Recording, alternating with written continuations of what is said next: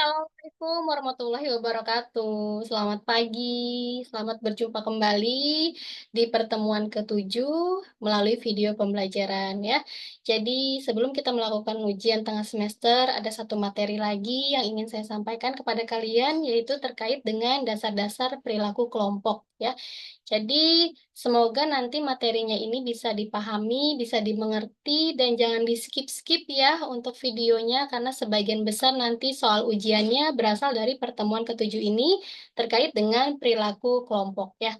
Sebentar saya share screen terlebih dahulu untuk PowerPoint-nya ya, untuk materinya sebentar.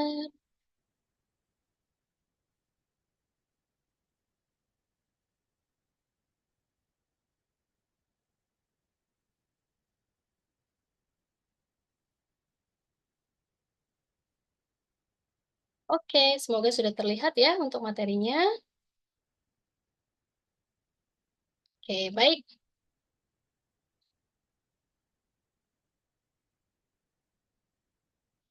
Jadi pada pertemuan ketujuh ini kita akan membahas mengenai dasar-dasar perilaku kelompok ya. Yang pertama ada pembahasan mengenai definisi dan tipe kelompok. Kemudian nanti ada terkait 5 tahapan perkembangan kelompok. Kemudian pembahasan berikutnya ada pengaruh besaran kelompok terhadap kinerja kelompok. Kemudian ada kelebihan dan kekurangan mengenai kelompok yang solid dan kompak ya. Kemudian ada implikasi keragaman bagi efektivitas kelompok dan ada teknik pengambilan keputusan kelompok ya. Kita bahas dulu untuk definisi dan tipe kelompok ya. Ya, jadi seperti yang kita pahami bersama, kalau setiap organisasi dalam perkembangannya ini akan membentuk yang namanya kelompok-kelompok tertentu, gitu ya. Jadi baik yang dilakukan oleh pihak manajemen maupun atas kesadaran bersama bagi para anggotanya. Jadi kelompok yang pembentukannya diatur oleh pihak manajemen ini tentunya disebut sebagai kelompok formal, gitu ya. Dan selain terbentuknya kelompok formal, ternyata ada juga kelompok yang atas inisiasi orang-orang tertentu karena memang mereka memiliki yang namanya kesamaan kepentingan atau karena ada ikatan persahabatan gitu ya. Nah, kelompok yang terbentuk berdasarkan inisiasi tersebut dinamakan adalah kelompok informal ya. Nah, sekarang kita bahas dulu mengenai definisi kelompok gitu ya. Jadi di sini ada menurut para ahli. Yang pertama ada menurut Gibson ya. Jadi kelompok ini adalah sebagai kumpulan individu di mana perilaku atau kinerja seseorang anggota dipengaruhi oleh perilaku atau kinerja anggota lainnya. Kemudian ada menurut Robin and Judge ya. Jadi kelompok ini sebagai dua atau lebih individu berinteraksi dan saling bergantung yang datang bersama-sama untuk mencapai tujuan tertentu. Nah, kemudian berdasarkan dari kedua definisi tersebut, maka sebuah kelompok ini harus memiliki ciri-ciri sebagai berikut. Tentunya harus beranggotakan minimal 2 orang ya, karena memang kelompok ini kan harus terdiri dari yang banyak orang sebenarnya gitu ya. Kemudian mereka saling berinteraksi dan saling ketergantungan satu sama lain. Kemudian yang ketiga, perilaku dan kinerja mereka saling mempengaruhi satu sama lain. Dan yang keempat, tentu ada tujuan tertentu yang mau mereka capai gitu ya. Nah, sehingga Lutyens ini memberikan pernyataan kalau sebuah kelompok terbentuk atau sebuah kelompok ini ada dalam sebuah organisasi, maka anggota organisasinya itu akan merasa termotivasi untuk bergabung. Kemudian akan merasa menerima kelompok sebagai unit terpadu untuk saling berinteraksi. Kemudian yang ketiga selalu berkontribusi dalam berbagai hal untuk proses kelompok, yakni beberapa orang yang menyumbangkan lebih banyak waktu atau energinya kepada kelompok daripada orang lain. Kemudian yang keempat tentu ingin mencapai kesepakatan dan memiliki ketidaksepakatan melalui berbagai bentuk interaksi, gitu ya. Nah, ternyata dalam pembentukan kelompok juga ada beberapa alasan nih. Karena kan orang ini kan tentunya ketika bergabung di dalam kelompok tentu ada apa ya namanya? Selain tujuan yang ingin dicapai tentu akan ada rasa aman dan nyaman gitu ketika mereka itu tergabung di dalam suatu kelompok. Nah, apa aja sih yang menjadi alasan orang-orang dalam membentuk kelompok? Yang pertama tentu adanya pemuasan kebutuhan gitu ya. Jadi kan kalau setiap manusia ini kan tentu punya kebutuhan ya. Kebutuhannya itu kan banyak gitu ya. Dan kadang tuh kita tidak mampu gitu untuk memuaskan semua kebutuhan yang kita mau gitu. Nah, dengan bergabung ke dalam kelompok, siapa tahu gitu ya, kebutuhan yang kita inginkan bisa terwujud melalui penggabungan kelompok tersebut ya. Dan tentunya beberapa kebutuhan ini yang bisa dipenuhi oleh kelompok, salah satunya tadi adalah rasa aman, gitu ya. Jadi keamanan individu yang berada dalam kelompok ini bisa mengurangi rasa tidak aman kalau misalkan kita cuma sendirian, gitu ya. Jadi individu ini akan merasa lebih kuat, lebih percaya diri, kemudian lebih tahan terhadap ancaman kalau dia bergabung di suatu kelompok tertentu. Kemudian kebutuhan yang dapat dipenuhi oleh kelompok lainnya yaitu sosial, keinginan sosial. Jadi termasuk ke dalam gimana sih anggota kelompok ini bisa berkontribusi di dalamnya untuk menunjukkan kebutuhan sosial semua orang ya. Kemudian yang bisa dipenuhi berikutnya terkait dengan penggabungan kelompok, bergabung di dalam kelompok adalah penghargaan dalam lingkungan tertentu. Jadi kalau misalkan kita masuk ke sebuah kelompok yang bergengsi tinggi atau bereputasi tinggi gitu ya. Nah, itu kan bisa menarik orang untuk melihat kita gitu kan, atau bisa juga menarik orang untuk bergabung di dalamnya ya. Nah, itu beberapa kebutuhan yang bisa dipenuhi ketika kita bergabung di suatu kelompok. Kemudian, alasan yang kedua, orang membuat kelompok atau orang yang bergabung ke dalam kelompok adalah adanya kedekatan dan daya tarik. Jadi kalau kedekatan ini kan jarak fisik ya antara para karyawan yang tentunya melaksanakan pekerjaan. Sedangkan kalau daya tarik ini menunjukkan ketertarikannya si orang itu terhadap sesuatu yang lain gitu ya.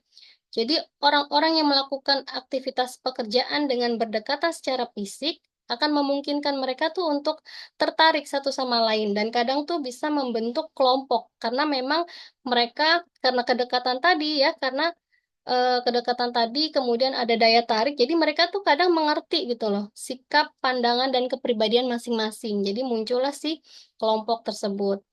Kemudian alasan berikutnya adalah tujuan kelompok. Karena memang ada suatu tujuan yang mau dicapai gitu. Jadi kalau misalkan tadi, kalau kita sendiri mungkin tujuan yang kita mau tuh sulit tercapai. Tapi karena kita gabung di dalam suatu kelompok gitu ya, untuk mencapai tujuan kelompoknya tuh ada. Kemudian kita jadi bisa menyelesaikan tugas yang dibutuhkan dengan melalui kerjasama beberapa orang, melalui pembentukan kelompok atau melalui gabung di suatu kelompok ya. Kemudian alasan berikutnya adalah alasan ekonomi. Jadi motif ekonomis inilah menyebabkan terbentuknya kelompok karena mereka menganggap akan ada keuntungan ekonomis nih yang lebih besar kalau misalkan kita bergabung di suatu kelompok tertentu gitu. Contoh aja misalkan arisan. Arisan itu kan alasan ekonomi kita membentuk suatu kelompok arisan gitu ya. Nah, itu adalah beberapa alasan dalam pembentukan kelompok. Nah, kemudian ada yang namanya teori dalam pembentukan kelompok. Nah, ini ada menurut Lutyens ya. Jadi mengemukakan beberapa teori terkait dengan dinamika pembentukan kelompok sebagai berikut. Yang pertama ada teori kedekatan ya. Jadi eh, menurut teori ini individu-individu saling berafiliasi karena kedekatan ruang atau kedekatan geografisnya gitu ya. Jadi kalau teori ini bisa memprediksi gini, kalau misalkan di suatu organisasi, karyawan yang bekerja di area pabrik atau kantor yang sama dengan kantor-kantor yang berdekatan gitu ya. Nah, itu biasanya akan terbentuk dalam kelompok nih. Karena kan misalkan kita ngantornya di daerah Sudirman. Di daerah Sudirman itu kan banyak ya kantor-kantor gitu.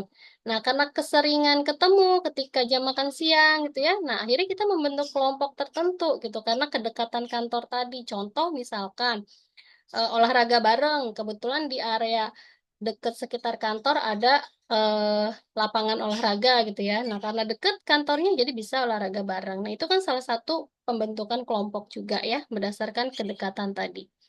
Kemudian ada teori klasik. Ya, kalau teori klasik ini mendasarkan pada tiga elemen, ada aktivitas, interaksi, dan sentimen. Jadi ketiga elemen ini tentunya berhubungan secara langsung satu sama lain, namun elemen utamanya adalah di interaksi.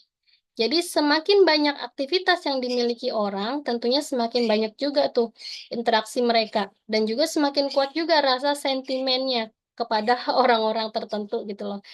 Baik itu orang yang disukai ataupun orang yang tidak disukai. Jadi Semakin banyak interaksi di antara orang-orang, tentu semakin banyak juga aktivitas dan sentimen bersama mereka gitu ya. Kemudian ada teori keseimbangan klasik. Jadi kalau teori keseimbangan klasik ini menyatakan bahwa orang-orang yang saling tertarik satu sama lain atas dasar sikap dan nilai yang sama terhadap objek dan tujuan yang relevan. Kemudian ada teori pertukaran. Kalau teori pertukaran ini kelompok didasarkan pada hasil imbalan biaya interaksi ya. Maksudnya gimana? Maksudnya kalau misalkan tingkat positif minimum atau imbalannya lebih besar daripada biaya, ini kan suatu hasilnya harus ada agar ketertarikan atau afiliasinya ini bisa terjadi gitu. Jadi imbalan dan interaksi ini bisa memuaskan kebutuhan, sedangkan biaya ini tentunya akan menimbulkan kecemasan, akan menimbulkan rasa malu, akan menimbulkan kepenatan gitu. Jadi ada kedekatan interaksi antara si imbalan dan biaya tadi gitu loh. Jadi saling menutupi ya. Jadi ada teori pertukaran di situ ya. Nah, itu terkait dengan teori pembentukan kelompok menurut si Lutyens. Ada juga menurut si Robin and Judge ya. Jadi dia mengemukakan teori pembentukan kelompok yang disebut teori identitas sosial. Jadi menurut teori ini, orang tuh memiliki reaksi emosional terhadap kegagalan atau keberhasilan kelompok mereka karena adanya harga diri gitu ya, terkait dengan kinerja kelompoknya.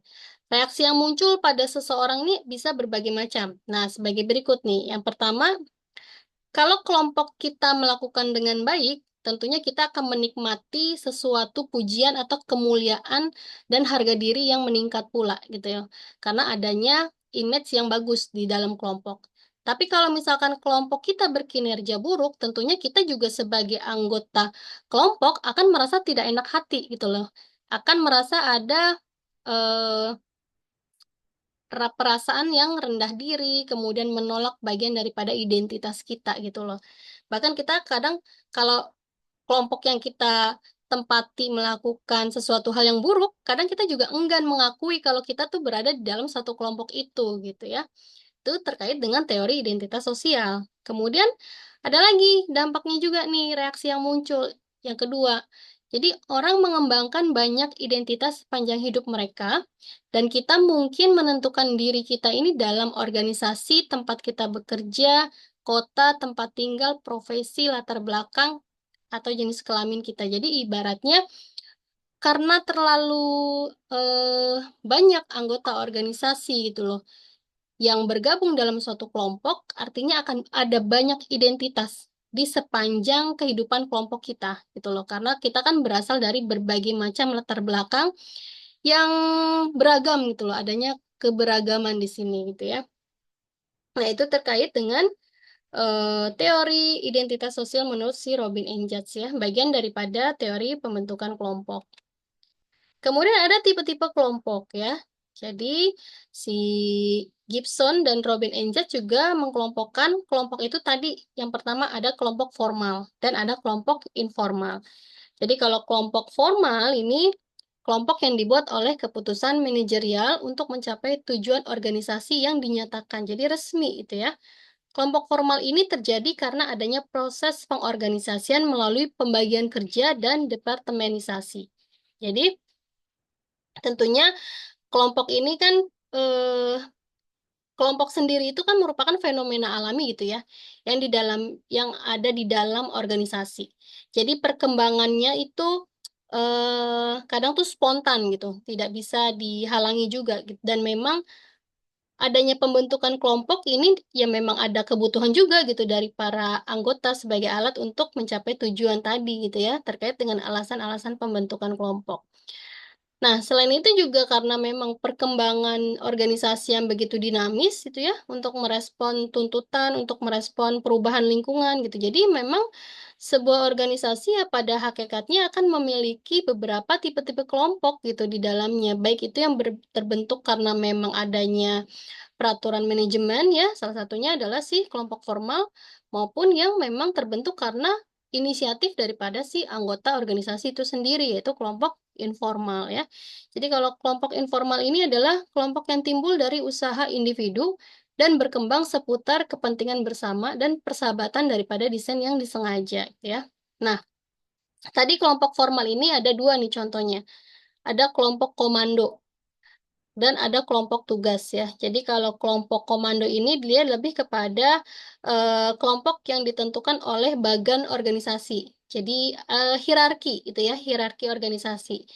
Jadi terdiri dari bawahan yang melapor langsung ke supervisor misalkan, kemudian supervisor melapor langsung ke manajer gitu ya, dan seterusnya. Jadi keberadaan kelompok ini lebih permanen sebenarnya ya, karena kan dia terkait dengan struktur organisasi. Kecuali memang terjadi restruktur ya. Kalau terjadi restruktur, ya memang harus dirubah atau dibubarkan gitu ya. Kemudian ada kelompok tugas, bagian daripada kelompok formal ya, task group gitu ya. Jadi kalau kelompok tugas ini, kelompok yang dibentuk untuk menyelesaikan tugas atau proyek tertentu. Misalkan ada panitia penerimaan mahasiswa baru gitu ya, kemudian ada tim kerja latihan manajemen, nah itu kelompok tugas. Jadi memang untuk menyelesaikan tugas-tugas tertentu. Nah, kalau kelompok informal, contohnya seperti apa? Contohnya adalah kelompok kepentingan atau interest group, ya. Jadi kalau kelompok kepentingan ini tentunya kelompok yang dibentuk atas inisiatif individu berdasarkan kepentingannya si anggota yang membentuk kelompok gitu. Karena mungkin ada kesamaan tujuan, kemudian ada apalagi minat yang sama gitu ya. Nah, ini merupakan keberadaan kelompok ini merupakan kepentingan yang memang bisa terkait dengan tujuan yang mau dicapai gitu ya. Kemudian ada kelompok persahabatan, friendship ya, friendship group. Jadi kelompok yang dibentuk karena memang memiliki kesamaan, tadi memiliki kesamaan usia, kemudian memiliki kesamaan hobi gitu ya. Kayak tadi keinginan untuk memainkan olahraga yang sama, kemudian mungkin ada kesamaan latar belakang ya, sehingga menimbulkan untuk pembentukan kelompok ya. Nah, itu tipe-tipe kelompok, ada kelompok formal, kelompok informal, begitu juga dengan masing-masing contohnya ya. Nah, kemudian ada 5 tahap dalam perkembangan kelompok ya. Ini dikemukakan oleh Lutyens dan Gibson ya. Jadi mengemukakan ada 5 model 5 tahap dalam memahami perkembangan kelompok. Tahap yang pertama adalah tahap pembentukan, forming ya. Jadi ini adalah tahap awal. Jadi biasanya pada tahap ini tuh ditandai dengan ketidakpastian atas tujuan, kemudian struktur kepemimpinannya itu. Karena kan ini masih tahap pembentukan ya. Jadi masih masih belum belum menentukan nih kira-kira siapa nanti pemimpinnya, nanti tujuannya mau seperti apa, strukturnya bagaimana gitu ya.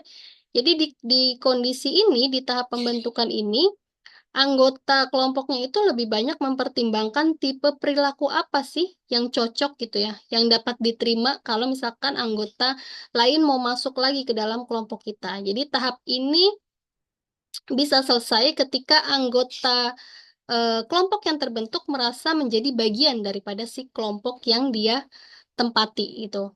Kemudian ada tahap keributan, storming, yang kedua ya. Jadi kalau tahap keributan ini seperti indikasinya tuh istilahnya ribut gitu. Jadi tahap ini tuh ditandai oleh adanya konflik, adanya konfrontasi di antara anggota. Jadi mereka ini masih sebenarnya masih saling curiga satu sama lain karena kan belum terlalu engage ya, belum terlalu mengenal sifat dan tingkah laku masing-masing dari para anggota kelompoknya gitu. Jadi ketika tahap ini selesai mungkin terdapat adanya kepastian struktur gitu. Kemudian tahap yang ketiga adalah tahap penormaan atau norming. Nah, tahap ini struktur udah mulai jadi nih. Jadi struktur udah menjadi bagian yang solid gitu ya. Kemudian kohesivitas daripada kelompok juga tinggi. Kemudian adanya kerjasama ya, yang tadinya mungkin saling curiga, adanya perbedaan. Nah, ini tahap udah mulai ajak gitu ya. Tahap adanya kerjasama. Kemudian yang keempat adalah tahap berkinerja. Jadi tahap ini juga tentunya strukturnya sudah berfungsi ya, sudah jelas fokusnya mau kemana, penyelesaian tugasnya seperti apa gitu ya. Jadi memang ini adalah tinggal pembuktiannya aja gitu ya, implementasi di dalam berkegiatan di kelompok gitu. Sampai dengan adanya tahap pembubaran, tahap yang terakhir yaitu adjourning ya. Jadi untuk proyek misalkan untuk proyek tim atau tugas gitu ya dengan tujuan khusus ya, Ketika tujuannya sudah tercapai, tentunya kelompoknya juga akan membubarkan diri gitu atau memiliki komposisi kelompok baru ketika tahapan baru dimulai lagi gitu ya. Nah, itu adalah bagian daripada 5 tahap perkembangan kelompok. Jadi ada forming, ada storming, ada norming, ada performing ya, kemudian ada adjourning ya.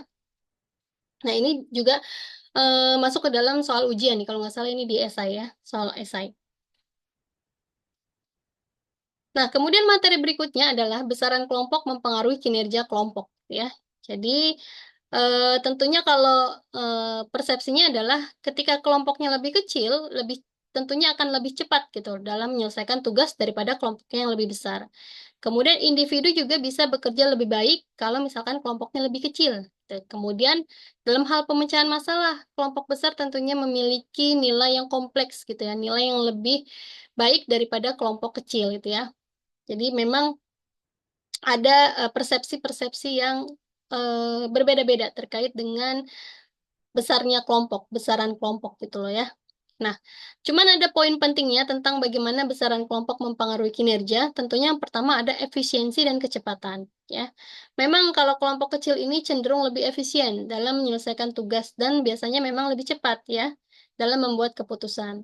Ini karena ada kurangnya interaksi gitu ya, dan adanya koordinasi yang kecil gitu. Jadi memang memudahkan gitu loh. Jadi cenderung lebih efisien. Kemudian ada inovasi dan pemecahan masalah, poin inovasi dan pemecahan masalah. Jadi kelompok besar ini biasanya memang lebih baik dalam pemecahan masalah karena kan lebih kompleks ya. Jumlah sumber dayanya juga lebih besar gitu ya.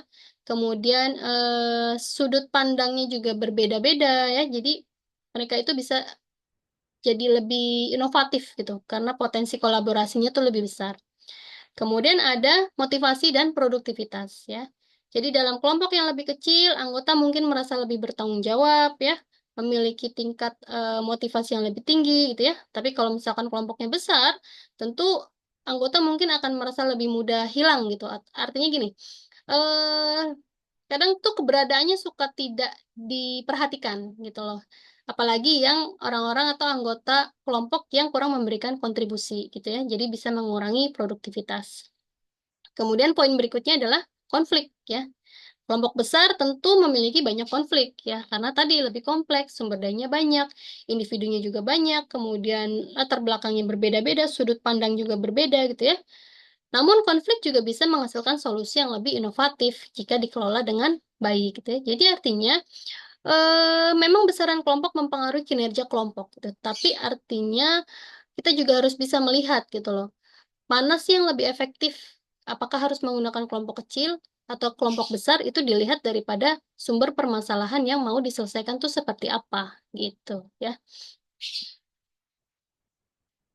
Kemudian ada kelebihan dan kekurangan kelompok yang kompak gitu ya, kelompok yang solid. Tentunya kita dalam berorganisasi, dalam pembentukan kelompok maunya kelompoknya tuh kompak, solid, kerjasama gitu ya, ngetim gitu ya. Nah ini ternyata punya kelebihan dan punya kekurangan juga nih, kalau misalkan kita mempertahankan kelompok yang kompak tadi. Kalau kelebihannya tentunya ada peningkatan efisiensi kerja ya. Jadi anggota tim ini memang saling mendukung, percaya gitu ya, dapat bekerja lebih efisien karena memang dapat mengendalikan satu sama lain gitu ya.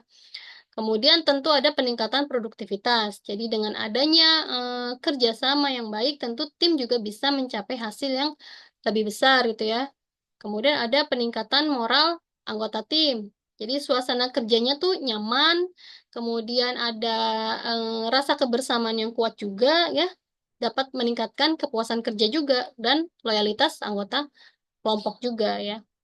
Kemudian mengurangi tekanan kerja ya. Jadi memang kalau kelompoknya kompak, tentu tekanan kerjanya itu bisa lebih dihandle lebih nyantai gitu karena punya tim yang kompak gitu. Jadi ya slow aja gitu loh menghadapi tekanan kerja yang ada gitu ya.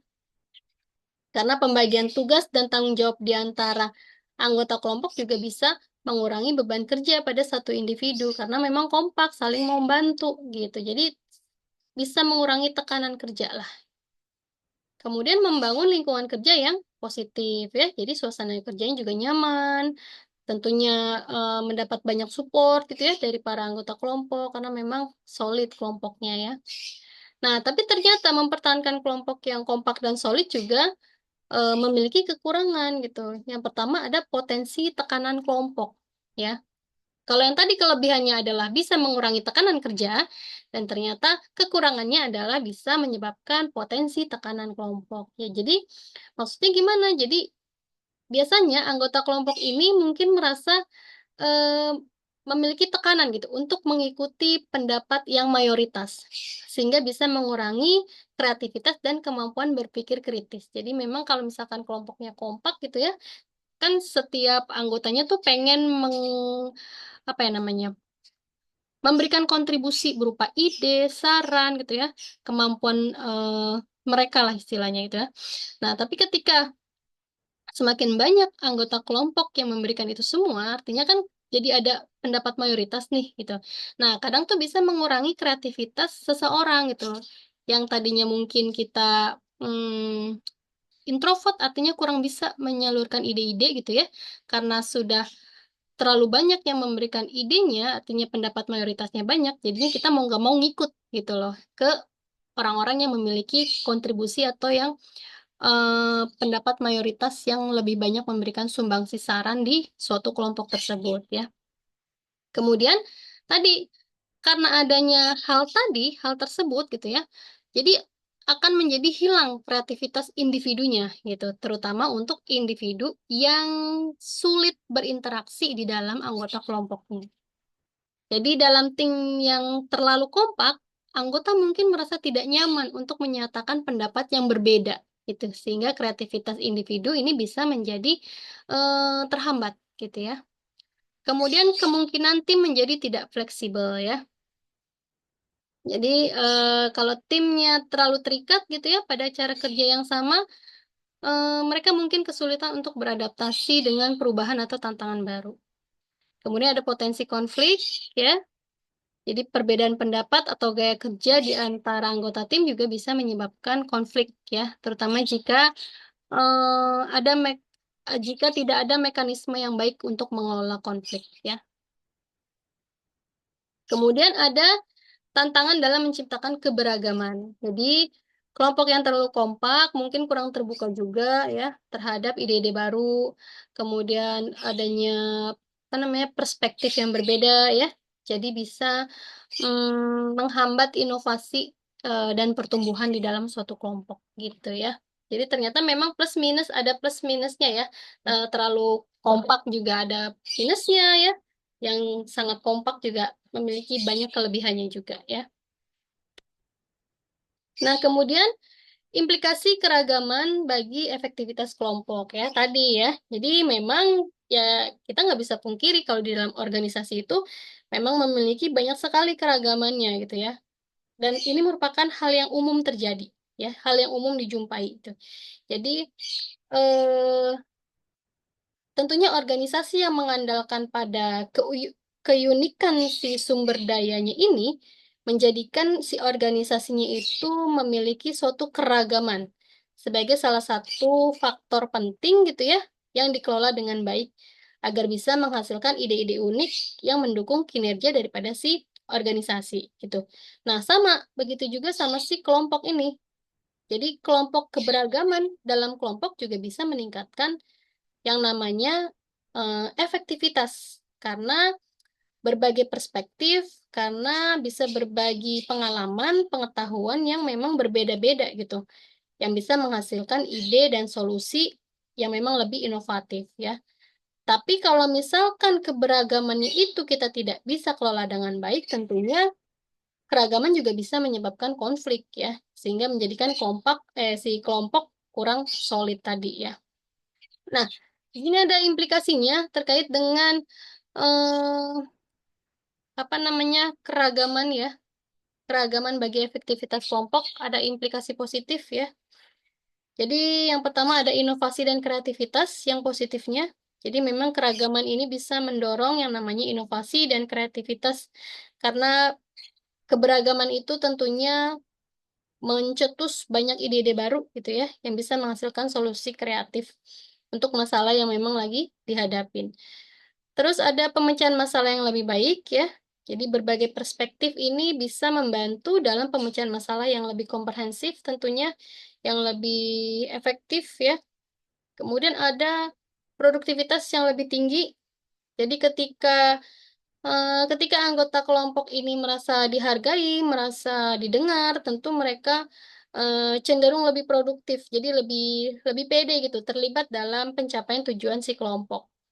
Kemudian ada perbaikan produk dan jasa ya. Jadi keragaman ini ternyata bisa membantu organisasi memahami gimana sih caranya memenuhi kebutuhan pelanggan yang lebih beragam gitu ya. Jadi dia eh, lewat perbaikan produk dan jasa yang dikelolanya. Nah, kemudian itu implikasi positifnya. Kemudian ada implikasi negatifnya ya. Jadi implikasi negatifnya yang pertama tentu ada konflik ya. Jadi tadi kalau misalkan keragamannya itu tidak bisa kita kelola dengan baik, itu bisa menimbulkan yang namanya konflik karena adanya perbedaan dalam latar belakang, ada perbedaan gaya kerja, ada perbedaan persepsi ya, sehingga itu semua memicu konflik di dalam kelompok jika memang kita tidak bisa menanganinya dengan baik. Kemudiannya ada kurangnya kohesi ya. Jadi karena adanya perbedaan yang terlalu besar atau tidak dikelola dengan baik, tentu bisa mengurangi rasa memiliki dan kohesi yang ada di dalam kelompok. Kemudian ada efisiensi yang lebih rendah. Jadi eh, konflik dan kurangnya kohesi juga bisa mengurangi efisiensi dan produktivitas di dalam kelompok. Kemudian proses keputusan yang lebih lama ya. Jadi karena memang banyak perbedaan pendapat, terus ada kurangnya kesepakatan juga ya. Jadi membuat proses pengambilan keputusan ini menjadi lama dan sulit gitu. Kemudian ada dukungan komunikasi yang efektif ya.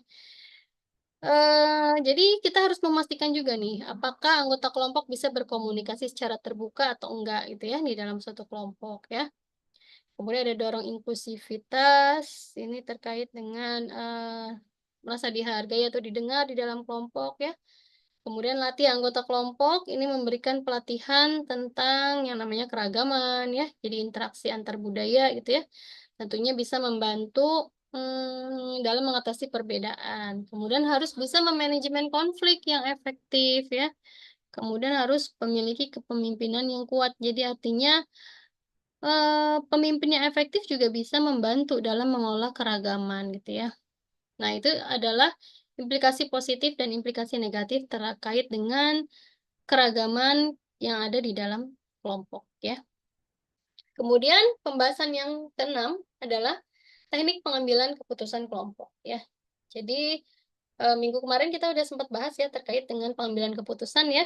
Nah, jadi kalau kalau nanti ada mata kuliah pengambilan keputusan di semester berapa ya kemarin? Semester 5 kalau nggak salah ya. Nah, itu detail banget tuh pembahasan pengambilan keputusannya tuh dalam banget. Semuanya dijabarin di situ ya. Tapi karena kemarin kita hanya materi di suatu pertemuan aja gitu ya, artinya hanya gambaran umumnya aja terkait dengan pengambilan keputusan minggu lalu kemarin ya. Dan tentunya proses pengambilan keputusan ini memang bukan suatu hal yang mudah gitu ya. Karena kan memang bisa membawa dampak buat si organisasi, baik itu dampak untuk kemajuan organisasi maupun dampak untuk malah bisa membawa dampak yang buruk untuk organisasi ya. Jadi memang banyak banget proses dan tahapan yang harus dilalui ketika dalam mengambil keputusan. Fakta, data itu harus ditelusuri, harus diidentifikasi gitu ya. Begitu juga dengan ruang lingkup perkumpulannya itu ya. Jadi ruang lingkup perkumpulan yang lebih sempit dalam hal ini si kelompok gitu ya. Tentunya bisa memilih menggunakan metode pengambilan keputusan kelompok ya. Jadi jenis apa namanya ketika mengambil keputusan kelompok, jenis keputusan yang mau dibuat tuh harus benar-benar diperhatikan gitu. Tujuan yang mau dicapai itu kayak apa ya.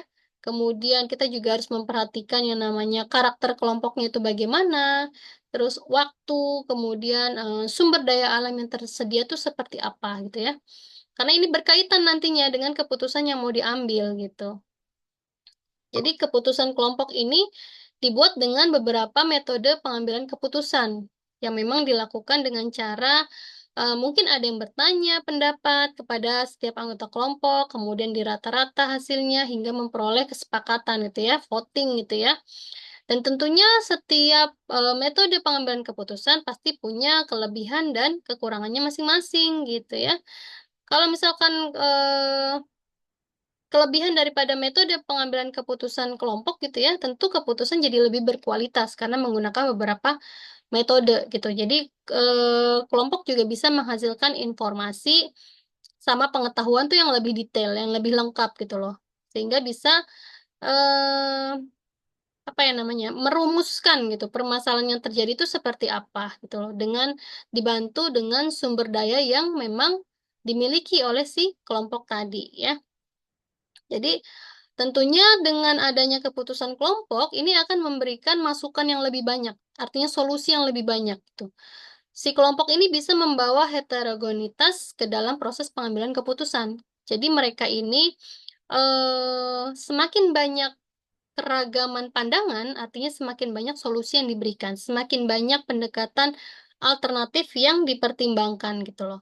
Akhirnya si kelompok juga bisa meningkatkan yang namanya sebuah solusi gitu, tapi tetap harus diidentifikasi terlebih dahulu setiap solusi yang diberikan ya. Nah, tentunya itu merupakan kelebihan daripada si pengambilan keputusan kelompok ya.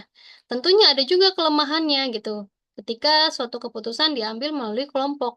Yang pertama mungkin adanya kurang komunikasi antar anggota. Jadi tidak semua anggota yang ada di dalam kelompok ini mampu berkomunikasi dengan baik, mampu berkomunikasi secara efektif gitu loh. Jadi ketika hal itu terjadi gitu ya, ke apa namanya, kurangnya komunikasi, kemudian tidak efektifnya komunikasi, ini kan bisa menyebabkan yang namanya konflik gitu ya. Konflik, kontroversi, apa? Kontroversi gitu loh di setiap anggota kelompok. Dan tentunya jadi makan waktu yang lama gitu ketika keputusan mau dibuat gitu. Belum lagi kalau misalkan ada anggota kelompok yang dianggap sebagai aset di dalam kelompok sehingga menimbulkan ke apa ya, kepihakan, apa sih namanya tuh istilahnya, terlalu berpihak gitu terhadap anggota kelompok yang memang memiliki pengetahuan lebih gitu sampai akhirnya keputusan kelompok juga jadinya sulit diambilnya gitu ya, karena ada tanggung jawab yang ambigu juga gitu ya. Nah itulah terkait dengan kelemahan daripada si kelompok, keputusan diambil melalui kelompok ya. Nah, kemudian apa sih yang menjadi metodenya gitu ya? Nah, ini ada metodenya. Yang pertama, kelompok yang berinteraksi ya. Jadi kalau kelompok yang berinteraksi ini bentuk pengambilan keputusan kelompok yang paling umum sebenarnya. Jadi dalam berinteraksi, anggota ini bertemu secara tatap muka dan mengandalkan interaksi verbal dan nonverbal untuk berkomunikasi. Ini biasanya yang lebih sering ya, yang lebih sering dipakai dalam proses pengambilan keputusan kelompok. Kemudian ada metode tukar pikiran atau sumbang pendapat atau brainstorming ya. Jadi sebuah proses pembangkitan ide yang secara khusus mendorong semua alternatif apapun. Jadi digunakan untuk merangsang kreativitas kalau si brainstorming ini ya. Jadi setiap anggota tim ini bebas menyampaikan berbagai macam gagasannya seperti apa. Dan biasanya setelah semua idenya itu terkumpul, itu kan biasanya kan disaring terlebih dahulu ya untuk memilih ide-ide terbaiknya, kemudian mana yang disepakati bersama gitu. Kemudian ada teknik kelompok nominal ya.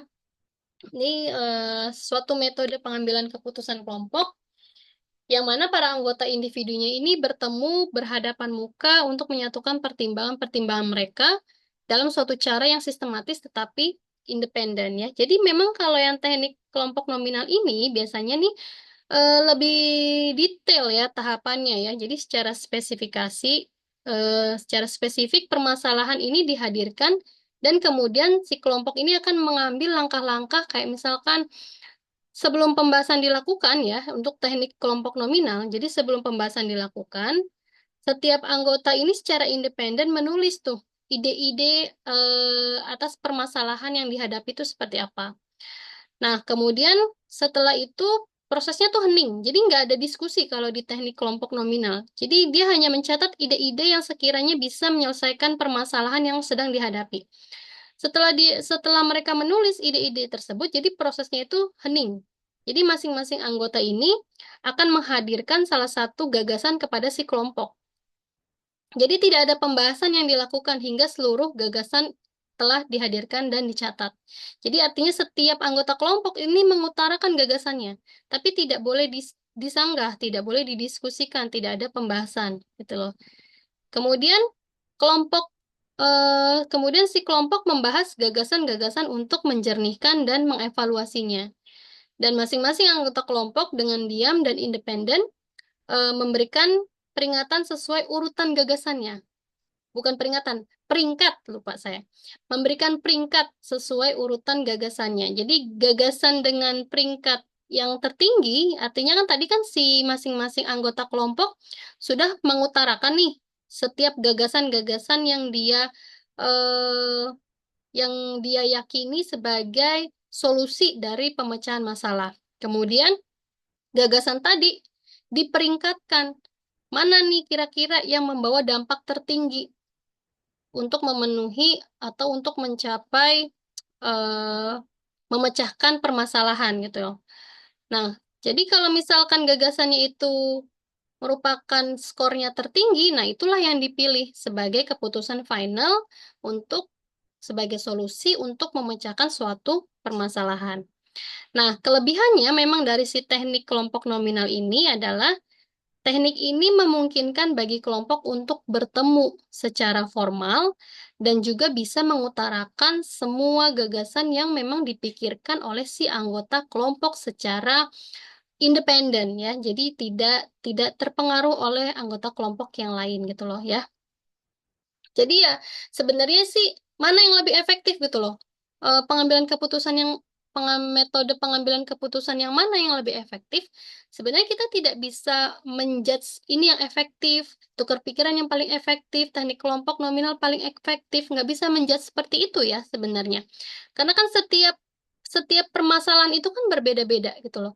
Setiap pemecahan masalah itu point of view-nya tuh beda gitu loh. Artinya pilihan antara teknik sumbang pendapat atau teknik kelompok nominal ini sebenarnya tergantung pada tujuan dan konteks daripada si pengambilan keputusannya gitu.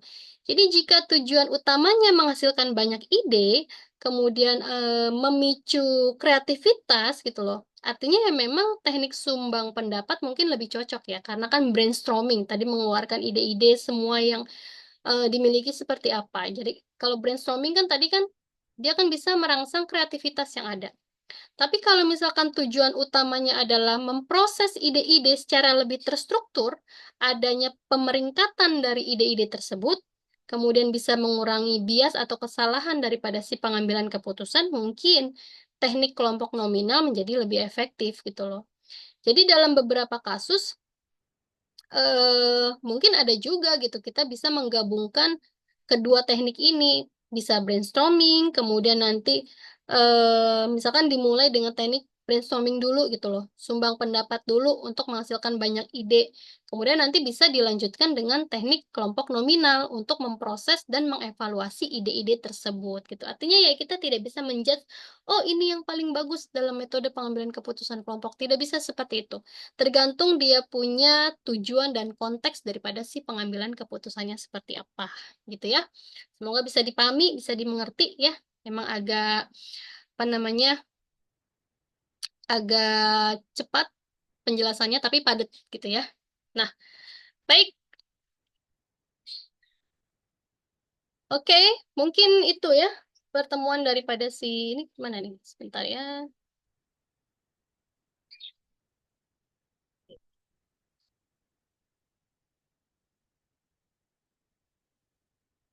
Ya, mungkin itu ya terkait dengan materi daripada si eh, pertemuan ketujuh terkait dengan dasar-dasar kelompok ya.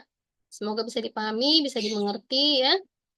Jadi nanti setelah kalian mendengarkan materi melalui video pembelajaran ini, nanti kita lanjut ke diskusi forum ya. Jadi segala diskusi kita dilakukan di forum tersebut. Jadi nanti saya akan lempar apa namanya soal diskusi. Nah, nanti kalian berdiskusi melalui forum yang ada di e-learning tadi ya. Tadi seperti yang saya sampaikan, jangan di-skip videonya ya, disimak sampai akhir gitu ya, karena memang ini dasar-dasar perilaku kelompok ini memang yang lebih banyak ya keluar di dalam materi ujian tengah semester nanti, gitu ya. Baik, semoga bisa dimengerti, bisa dipahami penjelasannya ya. Sampai berjumpa lagi di sesi ujian tengah semester melalui Zoom ya. Semoga sehat semua, bisa mengikuti ujian dengan baik. Wassalamualaikum warahmatullahi wabarakatuh. Pamit undur diri ya, live Zoom-nya. Terima kasih.